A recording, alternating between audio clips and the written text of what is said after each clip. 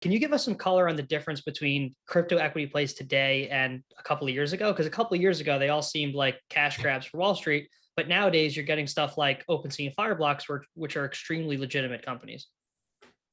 Yeah, so we think of it, there's kind of three structures that we invest in. We think of enduring equity, which is just like a traditional public equity like Coinbase, where you invest early stage. It looks like any other fintech cap table with the type of investors and needs. You need hiring, you need capital, you need connections, those type of things. You underwrite those compared to the rest of the fintech market with a really strong beta, right? Like how fast is the market growing of crypto?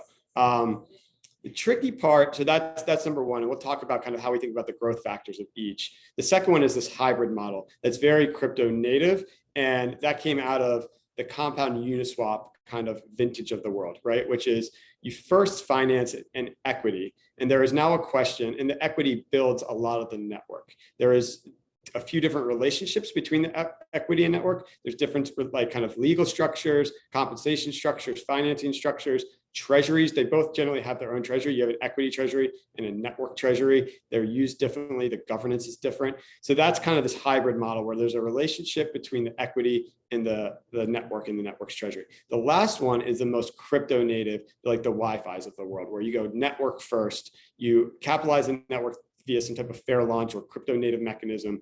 And that's the one where VCs have candidly just been second place. Like one of our big thesis about crypto is you haven't got paid to be early. That's a big misconception, right? You could wait for Bitcoin to launch. You could wait for Ethereum to launch. You could wait for things like Rune and Wi-Fi to launch. You could get your hands on them. You could use them and understand what they're good for, why you can identify with them, and you really participate in a lot of the economic growth. And we believe that that's what makes people crypto people, part of the community. They get in early, they see what it is, and they participate in the growth, and they start to identify with it. They start to say we. They don't say they. The pronouns and prepositions with which people use to describe things are what real communities are built around.